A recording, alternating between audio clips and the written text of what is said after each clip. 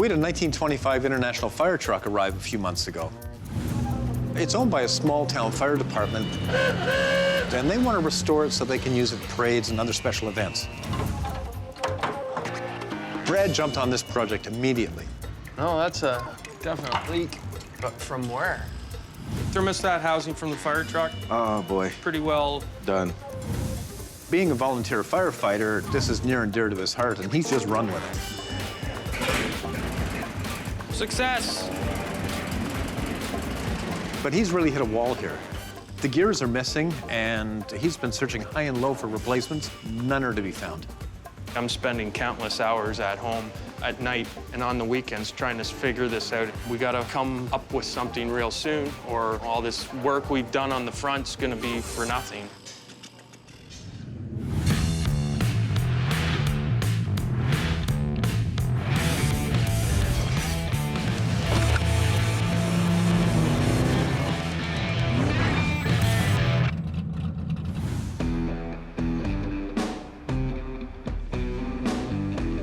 So I finished up the repairs on the International fire truck.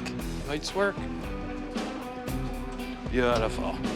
But without being able to repair or replace the gears, I won't be able to get it to drive under its own power. This is the housing. Your traditional rear end, it's all one piece. The axle tubes are inset in the rear end. This one has a cage, and you would have your drive shaft and your yokes would go in here, but it's missing the gear set that goes into the housing. So I found a shop that can make the gear set for me, but I have to find something that he can work off as a template. And I keep searching around the old farmer's fields, driving by, looking for an old truck. I don't want the thing sitting around for 3 years while we're looking for a gear set.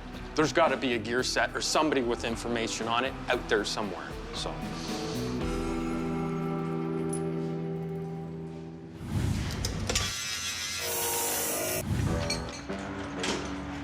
Don't see it yet. Oh, God, I do. Oh, he's got parts. Behind door number 2. So it seems like lately we've had customers bring in vehicles that are going to be huge restorations. That's one way to get them in. Parts, pieces, boxes. It's like a big puzzle to put back together. Yeah. This is a 1961 Jeep pickup. The customer started his own restoration on it, but he wanted to bring it in and get it professionally finished. I'm driving. Yeah, okay, you can drive. Want to try to start it?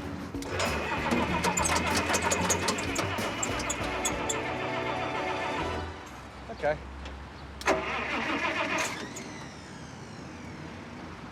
Okay, you ready? Yeah. So when a vehicle arrives here, it's pretty much all hands on deck. Assess the vehicle from stem to stern and everything in between. Yeah, Ronnie's picking it up at 5. Do you have it all together by then? Yeah. People bring these projects in here with the hope that we're going to be able to clean and repair original parts. But quite often, the parts are no good. We have to replace or rebuild those parts. The original plan of staying authentic and restoring often moves into the mindset of restomodding or hot rodding as the project develops. Restoring is about preserving history. It's keeping the car as close to authentically original as possible. Restomodding is when an owner keeps the overall classic look of a car, but enhances the performance. The interior and exterior may be original, but under the hood, new engine. Hot rodding, on the other hand, is modifying the look and the power. So this wonderful old 1930 Dodge truck came in, and I think the original intention was to restore it, but sanity has prevailed. And as much as I love to restore things like this, once they're restored, they're just not very usable anymore. For restomodding, we can make changes to something and it actually enhances it. The very first thing we do when we get a new project is to strip down the engine to see what shape it's in. I'll take the intake and exhaust manifolds off. Yeah, this is probably the oldest vehicle I've worked on. Back in the early 30s, they were pretty simple. Easy to fix, easy to maintain, where you could pretty well fix the thing at the side of the road, a screwdriver and a pair of pliers. You know, if this thing broke down on the farmer, he's got to get it going. So you could find anything in there, baling wire to whatever, the guy's got to get the thing going. That car has had a few different owners. And on the farm where, I mean, these were where the trucks were used. We found a shotgun blast in the back of it. So, I mean, if it could tell the whole story behind this truck, it would be amazing. You know, somebody after the farmer's daughter type of thing, right? Oh, look at that. That's no good. We got a broken manifold there. Okay, 1, 2, 3. Oh, both ends are broken. It's broken here, broken there, broken here. Well, it looks like this has been broken for a long time. See how rusty it is around in there? We try to find another one, maybe, but good luck, 1930. I don't know how many of these trucks they would have produced. Oh, look, it hasn't had many oil changes in its life. That's all sludge. Sludge. But the cylinders don't look too bad. It definitely could be saved. But I think when we're getting down to this engine, it looks like it needs an overhaul. It would be nice to keep it original, for sure, if it was all original truck and that's what they wanted to do, but to rebuild an old engine like this, it's expensive. Once Ronnie got the motor out, we had a few back and forths with the customer, and now they've decided to go with an LS motor, so that really changed the scope of the project. We're gonna be going more hot rod than we are original. Right.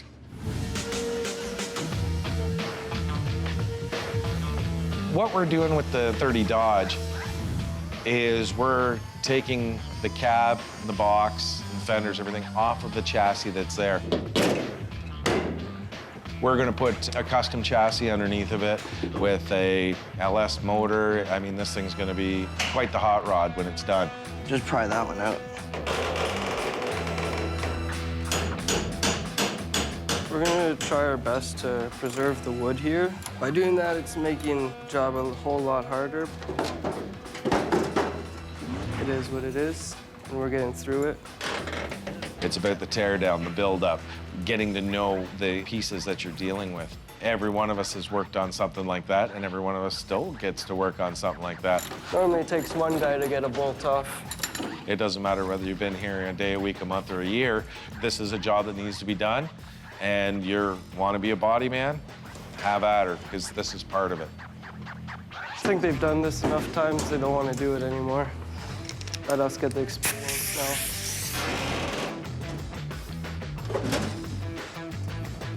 And it's out.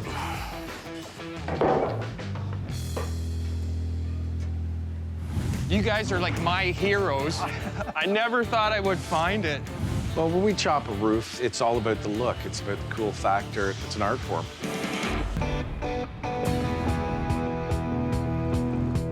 So I've done lots of research, countless hours of nights and weekends. Somebody that has the parts I need. So luckily, my diligence in researching, I managed to find Simon and Neri. I was working in the shop with Dad one day, and Brad called. He said he was restoring an international fire truck, and he wasn't sure the year or the model exactly, but he was looking for some rear axle parts for it, so he started describing details of the truck, and I narrowed it down to our 21 Model S. This is the place.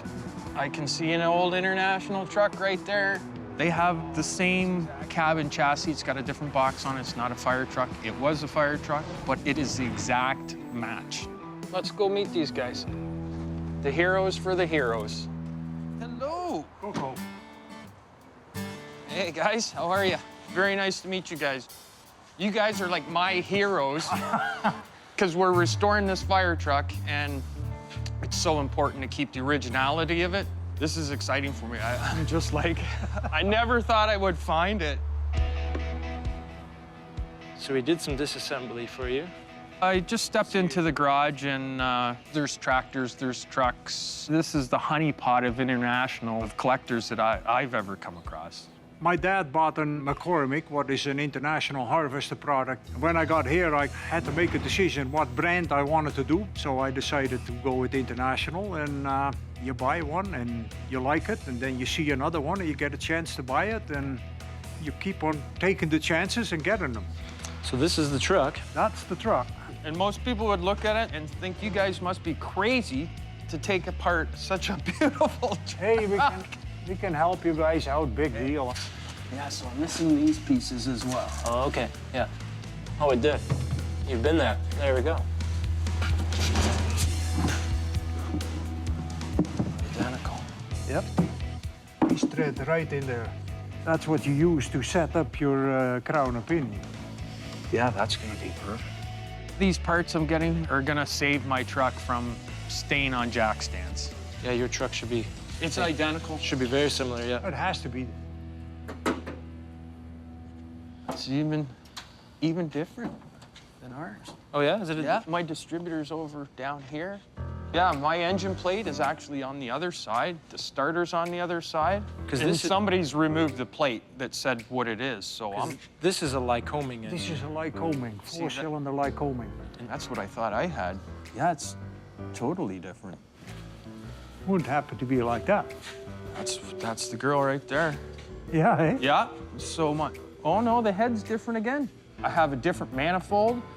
It's got a heater manifold on it. But you don't have international cast in the block like that, do you? No.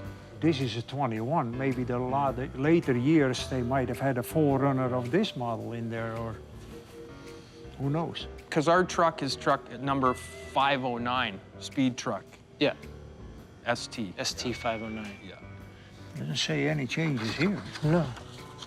I'm learning a lot. Just seeing their trucks and seeing what engine's in it, and then comparing it to ours, and they're trying to figure it out. Well, he was ST509, which I believe ST509 would have been the 8th truck made. 21. So it should have Should the have this earliest engine. engine. I think somebody must have changed it. According to this, if you're ST509, then you're the 8th truck they produced. Wow. They started at number 500.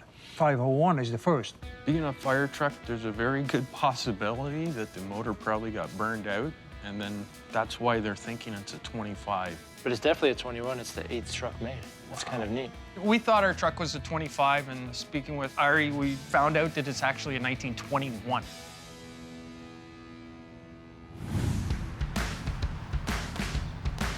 So on this 30 Dodge frame, we've got her stripped down. We took the motor and transmission out, all the running gear, and we're gonna utilize the original frame rails. I've just spent a bit of time making this template fit in here, and I'll cut this out. And we'll weld that in here, and that'll add a significant amount of strength. It also gives it sort of a cleaner hot rod look when the frame rails are closed in like that. So the original wooden box is in great shape, so we're just gonna repair it and put it back on. And they asked us to chop the top. So I've already cut and welded it all. The customer wanted it chopped 2 inches. So a little trick, 2-inch masking tape.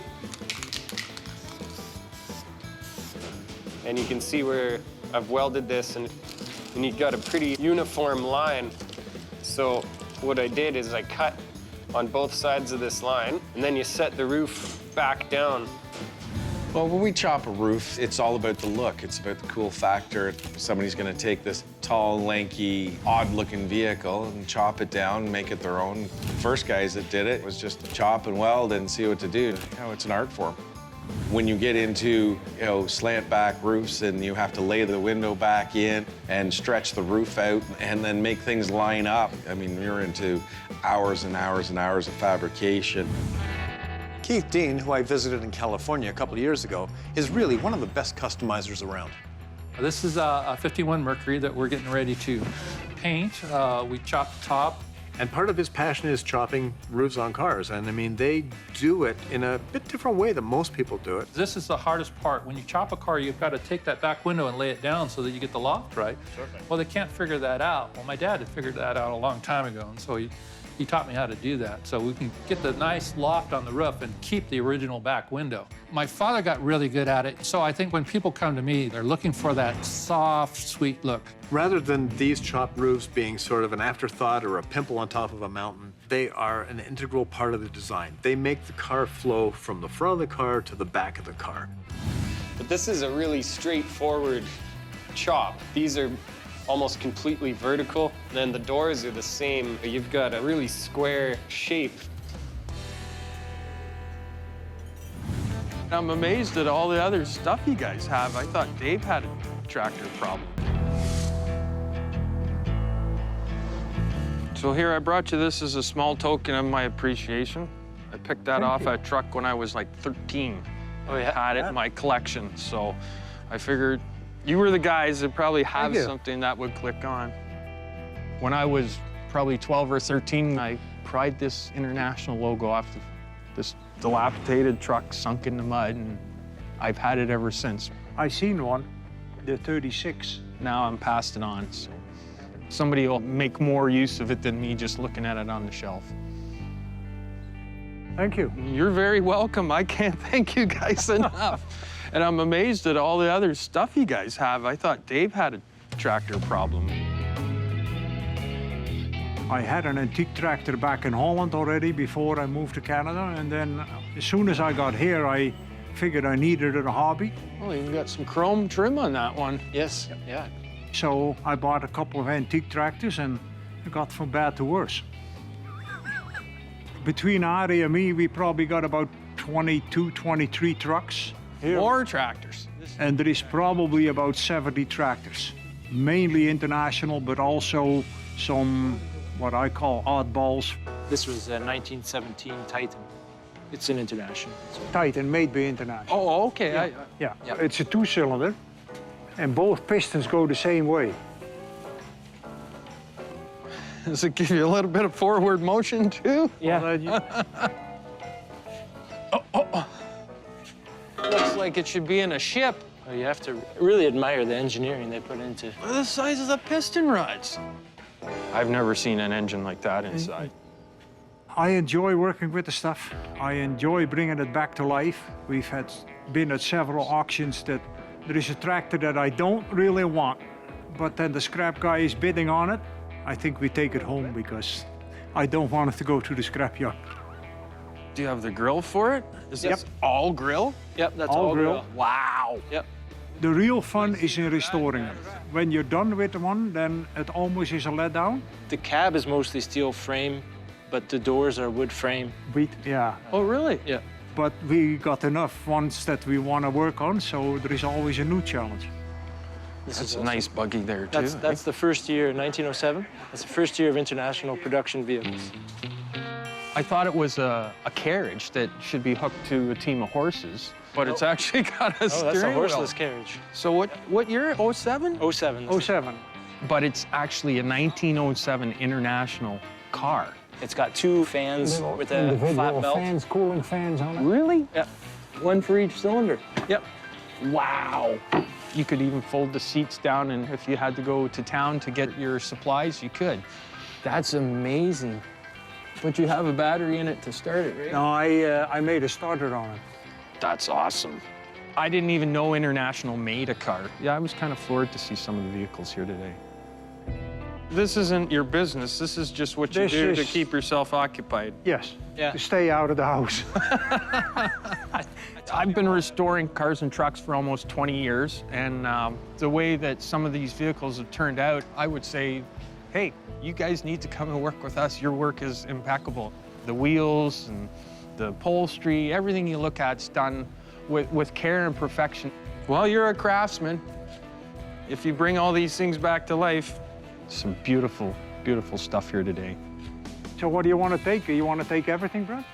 Just the gear set and the input shaft, and I think that's all we really need. What I learned here today is there is still a lot of faith in my fellow man. And don't lose the parts, please. I will not lose your parts, I promise. Let me come and take his beautiful, pristine truck apart and take the parts away.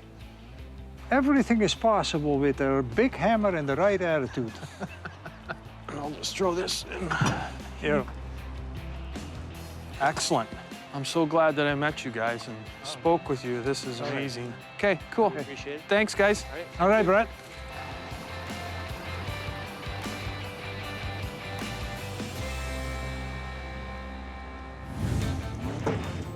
It should just go in perfect, and it's not. Something's going on.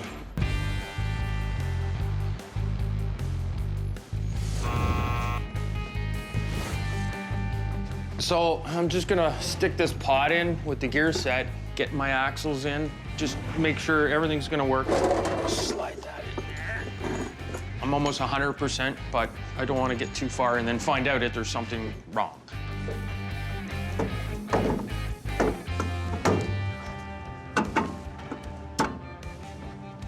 There we go. Couple nuts on it so it doesn't fall out. Now, I gotta get the axle to slide in there. It'll go inside the pod, and the teeth will mesh up with the spider gears in there. It'll turn the drive shaft, which will mesh in with the gear that's in the drum and turn the wheel. So they just added a whole bunch of gears that they really didn't need. See, now it's not, it should just go in perfect, and it's not. Something's going on. Yeah, it's off kilter a little bit. So I gotta get a couple more bolts in it. That's probably what the problem is. All right.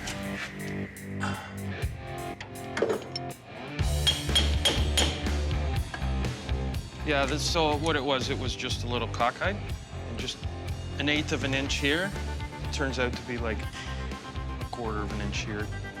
So essentially, when that yoke goes on there, that, and the drive shaft turns off the engine, that gear starts to turn. That's what we've been wanting to get to for a long time here. You know, we found the pieces. We know they're gonna work. Now we just gotta replicate them and put it together, and away we go. This is the right way to make it work, and it was the only way I thought, so it turned out it's gonna work perfect.